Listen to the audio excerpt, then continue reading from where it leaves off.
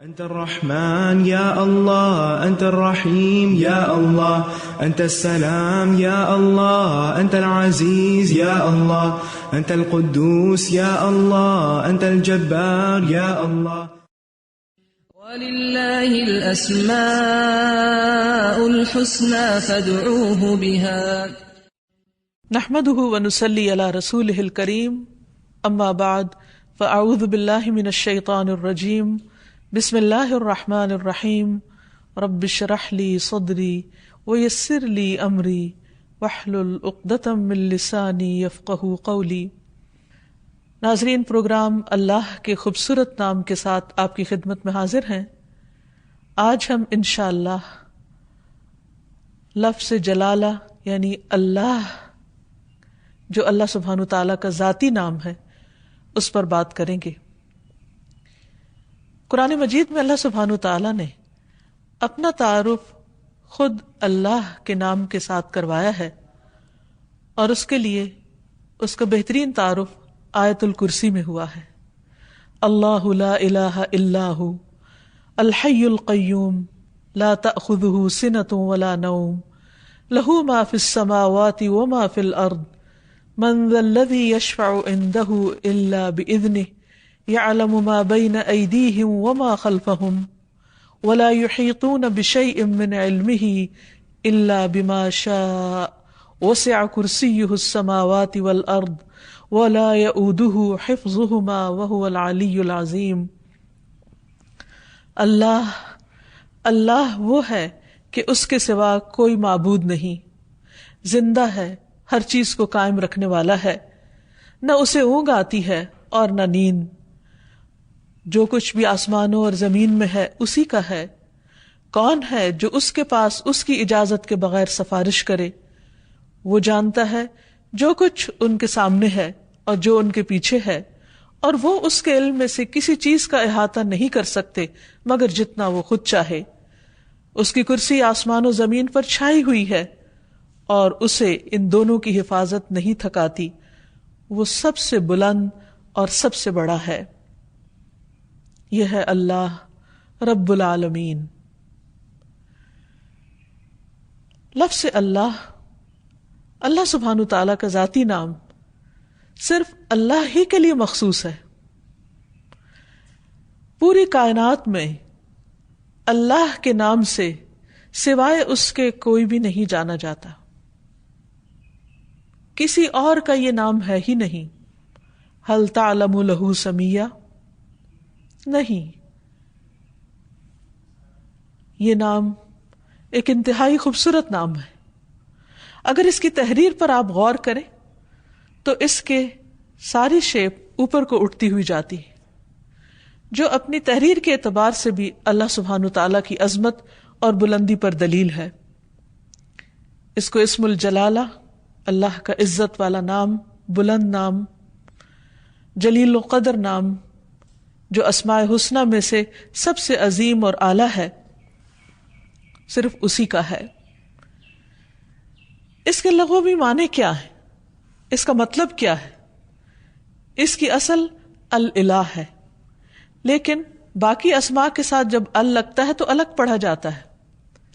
لیکن سبحان اللہ، اللہ سبحانہ تعالیٰ کے اس نام میں ال اس کا حصہ بن چکا ہے، یعنی اللہ، بجائے اس کے کہ ہم کہیں الالہ، وہ خاص الہ، کیا کہا جاتا ہے؟ اللہ۔ عربی لغت میں یہ لفظ 4 معنوں میں استعمال ہوتا ہے۔ نمبر 1، المعبود، یعنی اللہ کون ہے؟ وہ جو معبود ہے، خاص الہ ہے جس کی عبادت کی جاتی ہے۔ نمبر 2، الملجأ، جس کی پناہ لی جاتی ہے، خوف میں، غم میں، پریشانیوں میں جس کی طرف رجوع کیا جاتا ہے، جو پناہ گاہ ہے۔ نمبر 3، المفزوع الیہ، یعنی گھبراہٹ میں جس کی مدد حاصل کی جاتی ہے۔ جب سارے سہارے ٹوٹ جاتے ہیں تو ہر انسان، خواہ وہ اس کو نہ بھی مانتا ہو، پھر بھی اسی کی طرف لوٹتا اور پلٹتا ہے۔ اور چوتھا معنی ہے المحبوب، وہ محبوب جس کے ساتھ عظیم محبت ہو، ہر چیز سے بڑھ کر محبت ہو، اور اس کے بارے میں عقل حیران ہو۔ لا تدرکہ الابصار، جس کو نگاہیں نہ پا سکتی ہوں، وہو یدرک الابصار، اور وہ سب نگاہوں کو دیکھتا ہے، جانتا ہے کہ کون سی نگاہ کس طرف اٹھی ہے۔ تو اللہ سبحانہ وتعالی دراصل ساری کائنات کا حقیقی معبود ہے، ان کا بھی جو اس کو مانتے ہیں اور ان کا بھی جو اس کو نہیں مانتے۔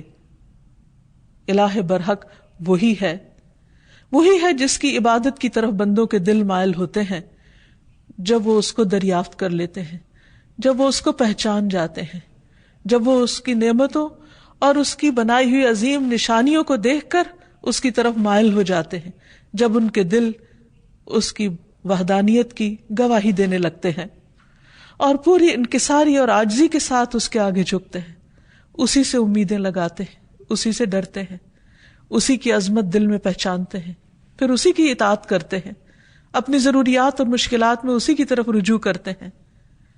وہ وہی الہ برحق ہے جو عرش سے لے کر اس ٹھہری ہوئی زمین کی گہرائیوں تک واحد الہ ہے، جس کے سوا کوئی اور الہ نہیں ہے۔ وہ عظیم و برتر ہے اپنی صفات میں اور ان کی بڑائی اور کمال اور جلال میں اور جمال میں۔ اس کے جتنے بھی نام ہیں، اس کی جتنی بھی صفات ہیں، وہ سب اسی کی طرف لوٹتی ہیں، یعنی اس کے ذاتی نام اللہ کی طرف۔ اس کا کوئی شریک نہیں، کوئی اس کے مشابہ نہیں، کوئی اس کے ہم مثل نہیں، کوئی اس کا ہمسر نہیں، کوئی اس کا مددگار نہیں، وہ ہر لحاظ سے کامل ہے۔ اللہ جو دلوں کے لیے باعث راحت ہے، جس کا ذکر، جس کا تصور، جس کا خیال اور جس پر ایمان دلوں کے اطمینان کا ذریعہ ہے۔ انسان جب اس کو دریافت کر لیتا ہے، جب اس کو پا لیتا ہے، جب اس کو پہچان لیتا ہے، تو پھر ہر چیز سے بے نیاز ہو جاتا ہے۔ اللہ جل جلالہ کا یہ نام قرآن مجید میں سب سے زیادہ استعمال ہوا ہے، 2500 سے زیادہ بار لفظ اللہ قرآن مجید میں مختلف جگہوں پر آیا ہے، مختلف آیات میں۔ اور جس آیت میں اللہ سبحانہ وتعالیٰ کا تعارف کروایا گیا، وہ آیت الکرسی قرآن مجید کی سب سے بڑی آیت شمار ہوتی ہے۔ ابی ابن کعب سے مروی ہے کہ نبی صلی اللہ علیہ وسلم نے ایک مرتبہ ان سے پوچھا کہ قرآن کریم میں سب سے عظیم آیت کون سی ہے؟ انہوں نے کہا اللہ اور اس کا رسول جانتے ہیں۔ نبی صلی اللہ علیہ وسلم نے ان سے پھر کئی بار پوچھا تو اس پر انہوں نے عرض کیا آیت الکرسی۔ اس پر آپ بہت خوش ہوئے اور فرمایا کہ ابو المنذر تمہیں علم مبارک ہو، یعنی واقعی تمہارے پاس علم ہے، تم جانتے ہو کہ اللہ کون ہے، اور اس کا تعارف قرآن مجید میں جس آیت میں ہے وہ آیت اسی بنا پر سب سے بڑی آیت شمار ہوتی ہے۔ پھر ہر رسول نے اپنی اپنی امت کو اللہ ہی کی عبادت کی طرف بلایا، اسی الہ کی طرف متوجہ ہونے کے لیے کہا۔ قرآن مجید سے ہمیں پتہ چلتا ہے کہ جس قوم میں بھی کوئی نبی جو آیا اس نے لوگوں کو اللہ کی عبادت ہی کی دعوت دی۔ ارشاد باری تعالیٰ ہے وَلَقَدْ بَعَثْنَا فِي كُلِّ أُمَّةٍ رَسُولًا أَنِ اعْبُدُوا اللَّهَ وَاجْتَنِبُوا الطَّاغُوتَ۔ ہم نے ہر امت میں ایک رسول بھیجا جو انہیں یہی کہتا تھا کہ لوگوں اللہ کی عبادت کرو اور طاغوت سے بچو، یعنی غیر اللہ کی عبادت سے بچو۔ نبی صلی اللہ علیہ وسلم نے بھی لوگوں کو اللہ سبحانہ تعالیٰ ہی کی عبادت کی طرف بلایا۔ ربیہ بن عباد دیلمی سے روایت ہے، یہ وہ صحابی ہیں جنہوں نے جاہلیت کا زمانہ بھی پایا اور پھر مسلمان ہو گئے۔ تو یہ کہتے ہیں کہ انہوں نے نبی صلی اللہ علیہ وسلم کو ذوالمجاز نامی بازار میں دیکھا، آپ لوگوں کو لا الہ الا اللہ کی دعوت دے رہے تھے اور فرما رہے تھے کہ یا ایھا الناس قولوا لا الہ الا اللہ تفلحوا، اے لوگو لا الہ الا اللہ کہہ دو تو تم فلاح پا جاؤ گے۔ وہ کہتے ہیں کہ آپ صلی اللہ علیہ وسلم گلیوں اور بازاروں میں داخل ہو رہے تھے، لوگ آپ کے پیچھے جاتے، آپ کے ارد گرد جمع ہو جاتے، کوئی ان سے کچھ نہیں کہہ رہا تھا اور آپ خاموش ہوئے بغیر اپنی بات دہرائے چلے جا رہے تھے، اے لوگو لا الہ الا اللہ کہہ دو فلاح پا جاؤ گے، اے لوگو لا الہ الا اللہ کہہ دو فلاح پا جاؤ گے۔ گویا انسان کی کامیابی، اس کی نجات اس کی فلاح کا انحصار اس بات پر ہے کہ وہ ایک اللہ کو اپنا معبود سمجھے اور اس پر ایمان لے آئے. یہی سٹیپنگ سٹون ہے سیدھے راستے کی طرف، کامیابی کی طرف. اسی طرح بلحجیم قبیلہ کے ایک آدمی سے روایت ہے، وہ کہتے ہیں کہ میں نے پوچھا، اے اللہ کے رسول صلی اللہ علیہ وسلم، آپ کن چیزوں کی طرف دعوت دیتے ہیں؟ یعنی آپ کی دعوت کیا ہے؟ آپ لوگوں کے لیے کیا میسج لے کر آئیں؟ آپ نے فرمایا، میں اس اللہ کی طرف دعوت دیتا ہوں جو یکتا ہے، بس ایک ہے. وہ اللہ کہ جب تم پر کوئی مصیبت آتی ہے اور تم اسے پکارتے ہو تو وہ تمہاری مصیبت کو دور کر دیتا ہے. جب تم کسی بیابان اور جنگل میں راستہ بھول جاتے ہو اور تم اس سے دعا کرتے ہو تو وہ تمہیں اپنے اصل مقام تک پہنچا دیتا ہے. جب تم قحط سالی میں مبتلا ہوتے ہو اور اس سے دعا کرتے ہو تو وہ پیداوار ظاہر کر دیتا ہے. تو اس سے پتہ یہ چلتا ہے کہ ہر انسان کے اندر اللہ کی ایک ضرورت موجود ہے. جب وہ دیکھتا ہے کہ اس کے آس پاس کے سب سہارے گم ہو گئے ہیں تو وہ اس ہستی کو پکارتا ہے جس نے اس کو پیدا کیا اور جس نے اس کے ساتھ ضروریات رکھی اور ان ضروریات کو پورا کرنے کا انتظام بھی فرمایا.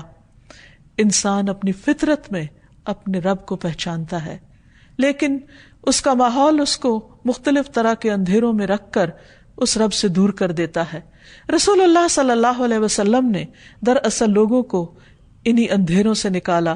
من الظلمات الی النور، من الظلمات الی النور، اندھیروں سے روشنی کی راہ دکھائی اور انہیں اپنے رب کے ساتھ جوڑا.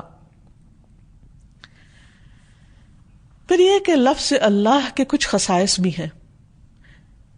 اس لفظ کی سب سے پہلی خصوصیت ہے کہ یہ اللہ سبحانہ وتعالیٰ کا اسم اعظم ہے. امام غزالی کہتے ہیں کہ جان لو کہ یہ نام 99 ناموں میں سب سے زیادہ عظیم ہے، کیونکہ یہ اس ذات الہیہ پر دلالت کرتا ہے جو تمام صفات الہیہ کو جمع کرنے والی ہے. یہ اس ذات کا نام ہے جس کی ساری صفات ہیں، یہاں تک کہ کوئی بھی صفت اس سے جدا نہیں ہوتی، یعنی باقی ساری صفات اسی کی ہیں، یعنی اللہ سبحانہ وتعالیٰ کی. پھر ہم دیکھتے ہیں کہ یہ نام ہر حدیث میں وارد ہوا. نبی صلی اللہ علیہ وسلم کی جتنی بھی حدیثیں ان کے شروع میں ہر جگہ آتا ہے قال رسول اللہ صلی اللہ علیہ وسلم یا عن النبی صلی اللہ علیہ وسلم. تو حدیث کا جتنا بھی ذخیرہ ہے، جتنا بھی خزانہ ہے، اس میں سے ہر حدیث میں اللہ سبحانہ وتعالیٰ کا نام آتا ہے، اسی کی طرف نسبت جاتی ہے. پھر اسی طرح تمام اسماء حسنہ کی نسبت اللہ کی طرف ہے. وَلِلَّهِ الْأَسْمَاءُ الْحُسْنَى، اور اللہ ہی کے لیے ہیں سارے اچھے اچھے نام. فَادْعُوهُ بِهَا، بس تم اس کو ان ناموں کے ساتھ پکارو. یعنی کیسے کہا جاتا ہے؟ اللہ کون ہے؟ وہ جو الرحمن، الرحیم، القدوس، السلام ہے. یعنی یہ سب اللہ کے نام ہیں. یہ نہیں کہا جاتا کہ اللہ الرحمن کا نام ہے یا اللہ العزیز کا نام ہے. نہیں، العزیز اور الرحمن دراصل اللہ سبحانہ وتعالیٰ کے نام ہے یا اس کی صفات ہیں. پھر یہ ہے کہ یہ نام سب سے زیادہ پکارا جاتا ہے. مصنون دعاؤں کو اگر ہم دیکھیں، نبی صلی اللہ علیہ وسلم نے اللہ سبحانہ وتعالیٰ کو جن ناموں سے پکارا ان میں سب سے زیادہ یہی نام آتا ہے اللہم کے ساتھ. خود درود شریف کا آغاز بھی اللہم کے ساتھ ہوتا ہے. تو اللہ ہے، اللہ، تو میم آخر میں جو مشدد ہے یہ کیا چیز ہے؟ یہ دراصل عربی کا ایک قاعدہ ہے، شروع میں یا کا لفظ لگانے کی بجائے آخر میں میم کا مطلب ہے یہاں پر یا. جیسے ہم کہتے ہیں یا اللہ، تو اسی طرح اللہم کا مطلب ہے اے اللہ. حسن بصری کہتے ہیں اے اللہ دعاؤں کے مرکز. جب مانگنے والا کہتا ہے یا اللہ میں تجھ سے سوال کرتا ہوں، گویا وہ یہ کہتا ہے کہ میں اس اللہ سے دعا کرتا ہوں جس کے سب اچھے اچھے نام ہیں اور جس کے بلند نام اور بلند صفات ہیں. پھر یہ بھی یاد رکھیے کہ مخلوق میں سے کسی کے اندر آج تک جرت نہیں ہوئی کہ وہ اپنا یا کسی اور کا نام اللہ رکھ دے. اللہ سبحانہ وتعالیٰ نے سب کی زبانیں پکڑ رکھی کہ یہ نام اس کے سوا کوئی اور رکھ ہی نہیں سکتا، یہ صرف اسی کی خصوصیت ہے. اور پھر یہ کہ تمام امتیں اس نام سے متعارف ہیں، کوئی اس نام کا انکار نہیں کرتی۔ پھر اسی طرح ہم دیکھتے ہیں کہ ہماری نماز کے ہر ایکشن میں یہ نام لیا جاتا ہے۔ مثلا نماز کا آغاز ہوتا ہے تکبیر تحریمہ سے، آغاز میں پہلا لفظ ہی کیا ہے؟ اللہ اکبر، اللہ سب سے بڑا ہے۔ پھر دعا استفتاح ہے، اس میں آتا ہے سبحانک اللہم و بحمدک، اللہ کا نام ہے۔ رکوع میں ہم جو دعائیں مانگتے ہیں ان میں سے دعا ہے سبحانک اللہم ربنا و بحمدک۔ پھر قوما میں جب کھڑے ہوتے ہیں سمع اللہ لمن حمدہ۔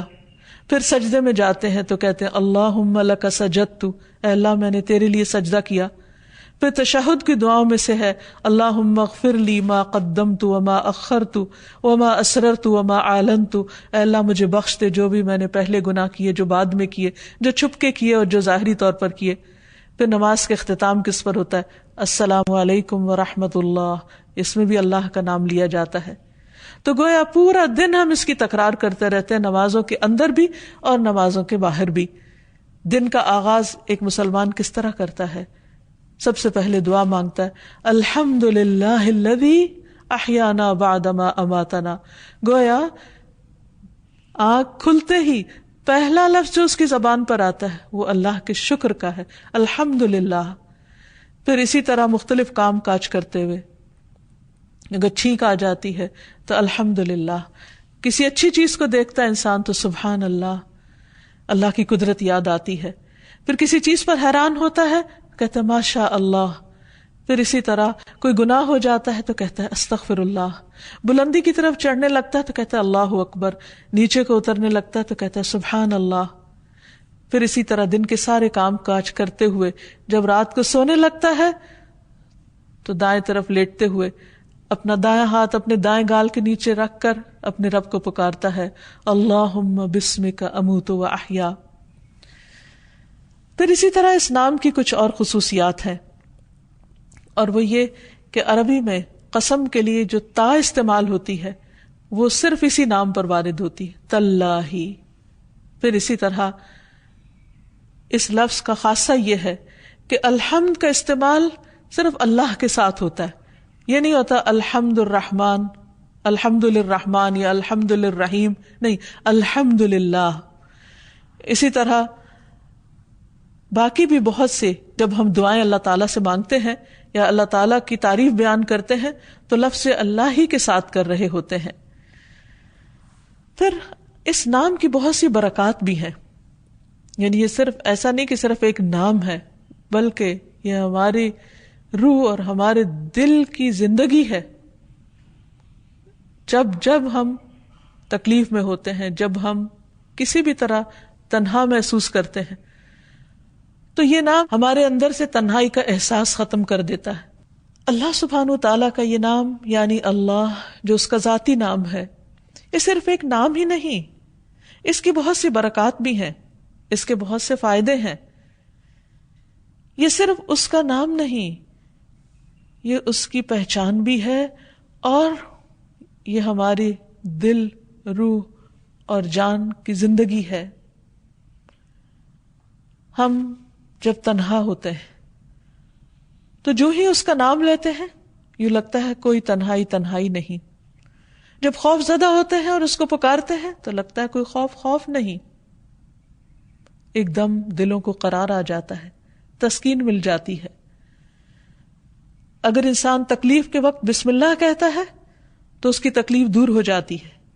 حضرت جابر کہتے ہیں کہ جب غزوہ احد میں طلحہ رضی اللہ عنہ کی انگلی کٹی تو انہوں نے سی کہا، جیسے عام طور پر ہمارا ریاکشن ہوتا ہے، تو رسول اللہ صلی اللہ علیہ وسلم نے فرمایا اگر تم اس وقت بسم اللہ کہتے، یعنی سی کرنے کی بجائے اللہ کے نام کو یاد کرتے تو فرشتے تمہیں اٹھا لیتے اس حال میں کہ لوگ تمہیں دیکھ رہے ہوتے۔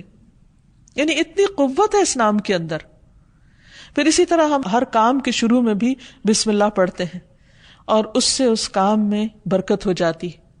مثلا کھانا کھاتے وقت اگر کھانا بسم اللہ سے شروع کیا جائے تو اس کھانے میں برکت ہو جاتی۔ حضرت عائشہ سے روایت ہے کہ ایک مرتبہ نبی صلی اللہ علیہ وسلم اپنے 6 صحابہ کے ساتھ بیٹھ کر کھانا کھا رہے تھے کہ ایک دیہاتی اچانک آیا اور اس نے بسم اللہ پڑھے بغیر کھانا شروع کیا اور 2 لقموں میں سارا کھانا سمیٹ گیا۔ تو آپ صلی اللہ علیہ وسلم نے فرمایا اگر یہ بسم اللہ پڑھ لیتا تو تم سب کو یہ کھانا کفایت کر جاتا ہے. یعنی اگر بسم اللہ سے یہ آغاز کرتا تو 6 میں اگر 7واں بھی شامل ہو جاتا تو سب کی بھوک دور ہو جاتی. اور اس موقع پر آپ نے یہ تعلیم دی کہ جب تم میں سے کوئی شخص کھانا کھائے تو اسے اس پر بسم اللہ پڑھ لینی چاہیے، اور اگر وہ شروع میں بسم اللہ بھول جائے تو یاد آنے پر بسم اللہ ہی اولہ و آخرہ پڑھ لیا کرے. وحشی بن حرب اپنے والد سے اور وہ ان کے دادا سے روایت کرتے ہیں کہ ایک مرتبہ ایک شخص نے کہا کہ ہم کھانا تو کھاتے ہیں لیکن ہماری بھوک ختم نہیں ہوتی. آپ نے فرمایا شاید تم الگ الگ کھاتے ہو، تو تم اکٹھے ہو کر کھایا کرو، مل کر کھایا کرو، اور کھانے کے وقت بسم اللہ پڑھ لیا کرو. اس طرح اللہ تعالیٰ تمہارے کھانے میں برکت ڈال دے گا. پھر اسی طرح بسم اللہ پڑھنا شیاطین کو دور کر دیتا ہے، شیطان سے محفوظ کر دیتا ہے. حضرت انس کہتے ہیں کہ رسول اللہ صلی اللہ علیہ وسلم نے فرمایا جنوں کی آنکھوں اور انسانوں کی شرمگاہوں کا پردہ یہ ہے کہ جب کوئی اپنے کپڑے اتارے، یعنی جسے نہانے وغیرہ کے لیے، تو بسم اللہ پڑھ لے. یعنی اس وقت بھی اگر اللہ کا نام لے تو ہر ایک سے وہ محفوظ ہو جائے گا. یعنی ویسے تو لباس اتار دے انسان تو اس کا سطر کھل جاتا ہے، لیکن اگر بسم اللہ پڑھتا ہے تو وہ مخلوق جو اس وقت وہاں ہو سکتی ہے موجود، اس سے بھی اس کا سطر ہو جاتا ہے. پھر اسی طرح نبی صلی اللہ علیہ وسلم کا طریقہ یہ تھا کہ رات کو جب سونے لگتے تو اپنا بستر جھاڑتے وقت بھی بسم اللہ پڑھا کرتے تھے. ابو ہریرہ کہتے ہیں کہ رسول اللہ صلی اللہ علیہ وسلم نے فرمایا جب تم میں سے کوئی اپنے بستر پر جائے تو اپنے تہبند کے پلو سے، یعنی اس کا ایک کونا پکڑے اور اس سے اپنے بستر کو جھاڑے اور ساتھ بسم اللہ پڑھے، کیونکہ وہ نہیں جانتا کہ کون اس کے بعد اس کے بستر پر آیا. ہو سکتا ہے کوئی ایذا دینے والا، تکلیف دینے والا کیڑا مکوڑا ہو. تو جب اللہ کا نام لیا جائے گا تو کوئی چیز اس کو رات سوتے وقت نقصان نہیں دے گی. لیکن اس کے برعکس جب کوئی شخص اللہ کا نام نہیں لیتا تو پھر وہ کئی قسم کے نقصان اٹھا سکتا ہے. مثلا کھانے میں اگر بسم اللہ نہیں پڑھی تو وہ چیز شیطان کا رزق بن سکتی ہے.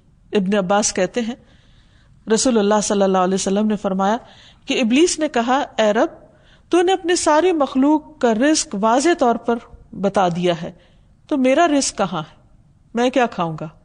فرمایا ہر وہ چیز جس پر میرا نام نہ لیا جائے وہ تمہارا رزق ہے. تو اس سے آپ اندازہ لگائیے کہ ہم جب کھانے پر اللہ کا نام نہیں پڑھتے تو یہ معمولی سی بات نہیں ہے. ہم دراصل اپنا ہی کھانا اپنے دشمن کو کھلا رہے ہوتے ہیں. پھر اسی طرح جب انسان گھر میں داخل ہوتا ہے تو گھر میں داخل ہوتے وقت اگر اللہ کا نام نہیں لیتا اور کھانا کھاتے وقت اللہ کا نام نہیں لیتا تو شیطان کہتا ہے کہ آج اس گھر میں تمہارے لیے کھانا بھی ہے اور رات گزارنے کی جگہ بھی ہے. لیکن اگر بسم اللہ پڑھتا ہے انسان تو وہ کہتا ہے کہ آج اس گھر میں نہ کھانا ہے اور نہ تمہاری رات گزارنے کی جگہ ہے. پھر اسی طرح جس مجلس میں اللہ کا نام نہ لیا جائے وہ مجلس قیامت کے دن انسان کے لیے حسرت کا باعث بنے گی. رسول اللہ صلی اللہ علیہ وسلم نے فرمایا جو لوگ کسی جگہ پر مجلس کریں لیکن اس میں اللہ کا ذکر نہ کریں وہ ان کے لیے قیامت کے دن حسرت کا باعث ہوگی. اور جو آدمی کسی راستے پر چلتے ہوئے اللہ کا ذکر نہ کرے وہ چلنا بھی قیامت کے دن اس کے لیے حسرت کا باعث ہوگا. جو آدمی اپنے بستر پر آئے لیکن اللہ کا نام نہ لے وہ اس بستر پر آنا بھی اس کے لیے باعث حسرت ہوگا. یعنی زندگی میں کوئی بھی کام کاج کرتے وقت جب اس کام کاج میں اللہ کا ذکر نہیں ہوتا، اللہ کی یاد نہیں ہوتی، اللہ کا نام نہیں ہوتا تو قیامت کے دن ایسے سارے اعمال انسان کے لیے حسرت و یاس کا ذریعہ بن جائیں گے. کیونکہ جس کام کو انسان بسم اللہ پڑھ کر شروع کرتا ہے وہ کام اس کے لیے عبادت ہو جاتا ہے. کھانا کھانا بظاہر صرف دنیا کا ایک کام ہے، یعنی دنیاوی کام ہے، بظاہر دیکھنے میں کوئی عبادت نہیں ہے، لیکن صرف بسم اللہ پڑھ کر جب آغاز کرتا ہے انسان تو وہ سارا کھانے کا عمل اس کے لیے عبادت بن جاتا ہے. اللہ کا نام لے کر انسان اپنے بستر میں جاتا ہے تو وہ سونا عبادت بن جاتا ہے. وہ واک کر رہا ہے، اللہ کا ذکر کر رہا ہے، گھر سے نکلتا ہے بسم اللہ توکلت علی اللہ پڑھتا ہے، وہ گھر سے نکلنا اس کے لیے عبادت بن جاتا ہے اور اس کو شیاطین کے شر اور دیگر شر سے محفوظ رکھنے کا ذریعہ بن جاتا ہے. اللہ سبحانہ و تعالیٰ نے مختلف چیزوں کے ساتھ اپنے اس نام کو رکھ کر انہیں شرف اور عزت بھی بخشا ہے. مثلا بیت اللہ، اللہ کا گھر، یہ نہیں کہ اللہ تعالیٰ وہاں رہتے ہیں لیکن اس گھر کو عزت اور شرف بخشی اپنے نام کی طرف نسبت دے کر. پھر اسی طرح آپ نے فرمایا نبی صلی اللہ علیہ وسلم نے کہ 3 لوگ اللہ کے وفد ہیں، یعنی اللہ تعالیٰ ان کو اپنا وفد کہتا ہے، اپنا ڈیلیگیشن.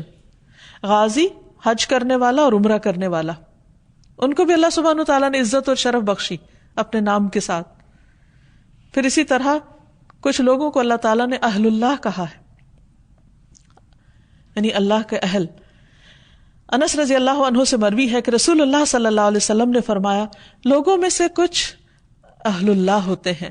آپ نے پوچھا اہل اللہ کون لوگ ہوتے ہیں؟ فرمایا اہل قرآن. اہل قرآن ہی اہل اللہ اور اس کے خاص لوگ ہیں، یعنی قرآن پڑھنے والوں کو اللہ سبحانہ وتعالیٰ نے عزت اور شرف بخشی. پھر اسی طرح مساجد اللہ قرآن مجید میں آتا ہے، اللہ کی مسجدیں. پھر کچھ لوگوں کو اللہ کے پڑوسی کہا گیا. رسول اللہ صلی اللہ علیہ وسلم نے فرمایا اللہ تعالیٰ قیامت کے دن اعلان کریں گے میرے پڑوسی کہاں ہیں، میرے پڑوسی کہاں ہیں. فرشتے پوچھیں گے اے رب کسے زیب دیتا ہے کہ وہ تیرے پڑوس میں آئے، تیرا پڑوسی بنے. اللہ تعالیٰ فرمائے گا مساجد کو آباد کرنے والے کہاں ہیں، یعنی مسجد کو اللہ نے اپنا گھر کہا اور مسجد کی خدمت کرنے والے کو اپنا پڑوسی کہا. پھر اسی طرح جو لوگ اللہ کے دین کی خدمت کریں، اس کی مدد کریں، ان کو اللہ تعالیٰ نے انصار اللہ کہا اور اس کے لیے دعوت عام بھی دی. یا ایھا الذین آمنوا کونوا انصار اللہ، اے لوگو جو ایمان لائے ہو اللہ کے مددگار بن جاؤ. پھر اسی طرح قوم سمود کی اونٹنی کو جو خاص نشانی کے طور پر ظاہر ہوئی اس کو ناقۃ اللہ، اللہ کی اونٹنی کہا. اور حقیقت یہ ہے کہ اللہ کے نزدیک بندوں کے ناموں میں سے بھی جو پسندیدہ نام ہیں ان میں سے ایک عبداللہ اور دوسرے عبد الرحمن ہیں، جیسے کہ نبی صلی اللہ علیہ وسلم نے ہمیں تعلیم دی ہے. جب ایک بندہ اس نام کے ساتھ اللہ کو پکارتا ہے تو اس کی دعا سنی جاتی ہے، اس کی دعا قبول ہوتی ہے. اور اس کے بارے میں ہم دیکھتے ہیں کہ رسول اللہ صلی اللہ علیہ وسلم کی اکثر دعائیں اسی نام کے ساتھ شروع ہوتی تھیں. آپ صلی اللہ علیہ وسلم ہر نئے مسلمان ہونے والے کو جو دعا سکھایا کرتے تھے اللہم اغفر لی وارحمنی واہدنی وارزقنی، اے اللہ تو مجھے معاف کر دے، اے اللہ تو مجھ پر رحم فرما اور مجھے ہدایت دے اور مجھے رزق عطا فرما. پھر اسی نام کے ذریعے جب آپ صلی اللہ علیہ وسلم اللہ کے راستے میں نکلتے، جہاد پر جاتے، تو آپ اسی نام کے ذریعے اللہ تعالیٰ سے مدد چاہتے. زندگی میں انسان پر بہت سی مشکلات اور بہت سی تکلیفیں آتی رہتی ہیں. ایسے میں بعض اوقات انسان ڈپریشن کا شکار ہو جاتا ہے، اسے یہ نہیں پتہ چلتا کہ اب وہ کیا کرے. لیکن اس کا حل نبی صلی اللہ علیہ وسلم نے ہمیں بتایا ہے.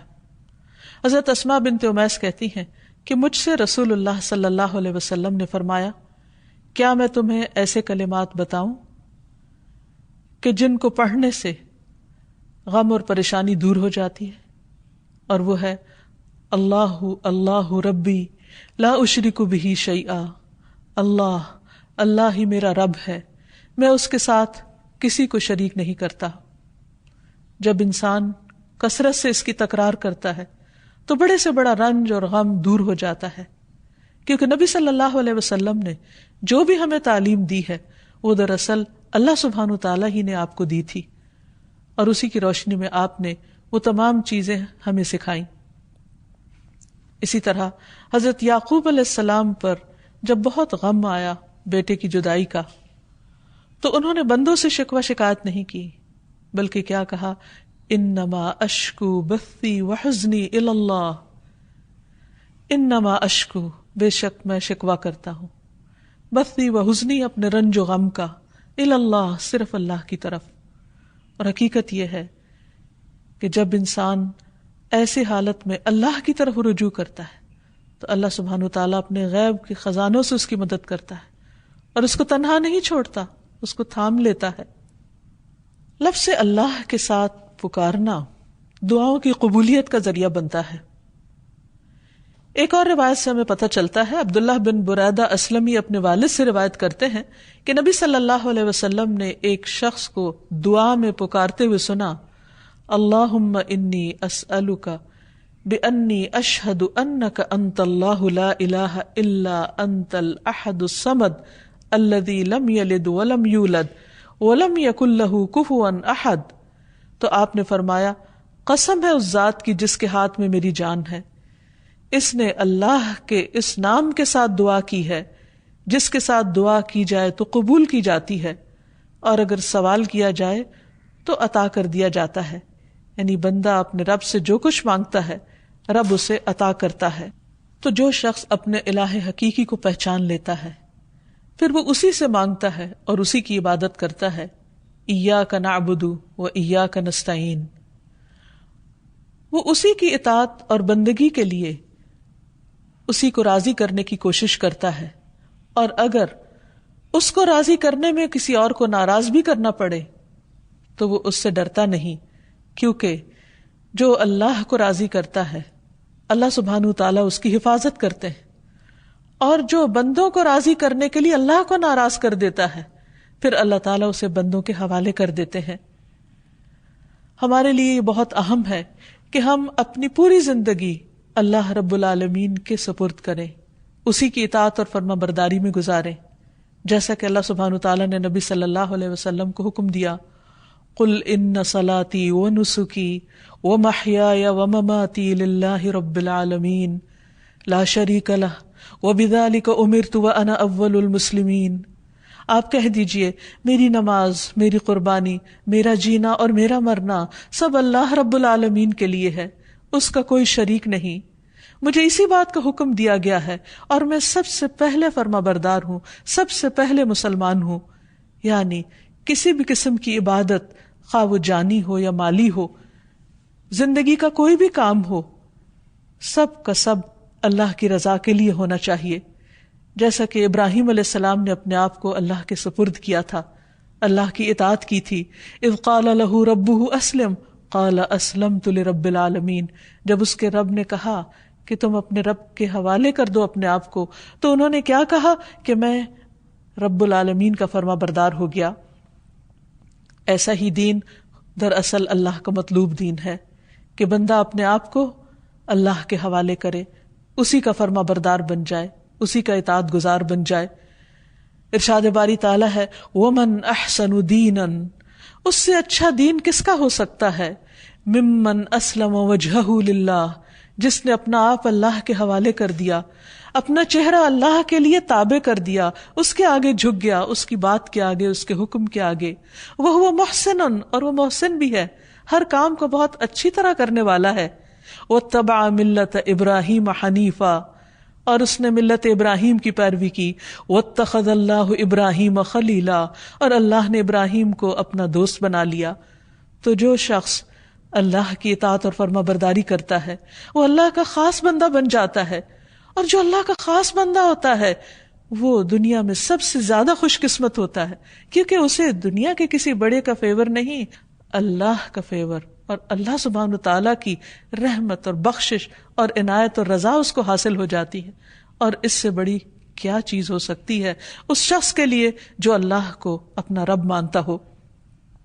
اسی لیے ایسا بندہ جب رات کو سونے لگتا ہے تو اپنا سب کچھ اللہ کے سپرد کر دیتا ہے اور یوں اللہ سبحانہ تعالیٰ کے آگے عاجزی اور فریاد کرتا ہے، اللہم اسلمت نفسی الیک ووجہت وجہی الیک وفوضت امری الیک والجأت ظہری الیک رغبتا ورہبتا الیک لا ملجا ولا منجا منک الا الیک آمنت بکتابک الذی انزلت وبنبیک الذی ارسلت. اے اللہ، میں نے اپنی جان تیرے سپرد کی، اپنا چہرہ تیری طرف کر لیا، اپنا معاملہ تیرے سپرد کر دیا، جتنے بھی پریشانیاں، غم اور ہم ہیں سب تیرے حوالے کر دی، تو ہی ان کی بہترین ٹیک کیئر کرنے والا ہے. اپنے آپ کو تیری طرف متوجہ کیا، تجھی پر بھروسہ کیا، تیری طرف رغبت اور تیری خوف کی وجہ سے تیرے سوا کوئی جائے پناہ نہیں. میں تیری کتاب پر ایمان لایا جو تو نے نازل کی، تیرے نبی پر ایمان لایا جو تو نے ہی بھیجا. ایسا شخص اگر رات کو فوت ہو جاتا ہے تو وہ فطرت پر ہوتا ہے، اسلام پر ہوتا ہے، وہ دراصل اللہ کے اس فرمان کے تابع ہوتا ہے کہ اس کا سب کچھ اپنے رب کے لیے ہے. اور اگر وہ صبح کرتا ہے تو حدیث میں آتا ہے کہ ایسا شخص خیر پر، بھلائی پر صبح کرتا ہے.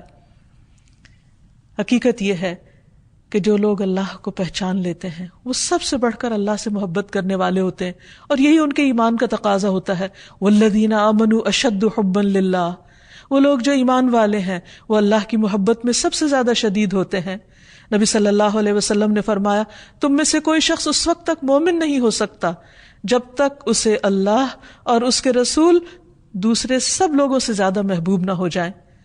ایسے لوگ صرف محبت ہی نہیں کرتے، وہ اللہ سے ڈرتے بھی ہیں، اور جو اللہ سے ڈرتے ہیں پھر وہ لوگوں سے نہیں ڈرتے، اور جب وہ اللہ سے ڈرتے ہیں تو اللہ کے ڈر سے پھر وہ اللہ کی نافرمانی کے کام چھوڑ دیتے ہیں، پھر ان کی محبت اور ان کی نفرت بھی اللہ ہی کی خاطر ہوتی ہے، پھر وہ اللہ کو کثرت سے یاد کرنے والے ہوتے ہیں اور اس حکم پر عمل کرنے والے۔ یا ایھا الذین آمنوا اذکروا اللہ ذکرا کثیرا، اے لوگو جو ایمان لے آئے ہو اللہ کا ذکر کرو، اللہ کو یاد کرو، کثرت سے یاد کرنا، وسبحوہ بکرۃ واصیلا، اور صبح و شام اس کی تسبیح بیان کرو۔ ایسے ہی لوگ سب سے آگے نکل جانے والے ہیں، ایسے ہی لوگ سب سے آگے بڑھ جانے والے ہیں، اور انہی کا انجام بہترین ہے۔ نبی صلی اللہ علیہ وسلم نے فرمایا، مفردون سبقت لے گئے۔ لوگوں نے پوچھا، اللہ کے رسول صلی اللہ علیہ وسلم وہ کون ہے؟ آپ نے فرمایا، اللہ کا بہت زیادہ ذکر کرنے والے مرد اور عورتیں۔ اللہ سے دعا ہے کہ اللہ تعالی ہمیں ان لوگوں میں شامل کر لے جو سب سے زیادہ اس کو یاد کرنے والے ہیں، کیونکہ اسی میں دلوں کا اطمینان، دلوں کی راحت اور آخرت کی کامیابی ہے۔ وآخر دعوانا ان الحمد للہ رب العالمین۔ أنت القاهر يا الله، أنت الحسيب يا الله، أنت الشافي يا الله، أنت المبين يا الله، أنت الوكيل يا الله، أنت القيوم يا الله، أنت المتين يا الله، أنت السبوح يا الله، لا إله إلا الله محمد رسول الله، لا إله إلا الله محمد رسول الله۔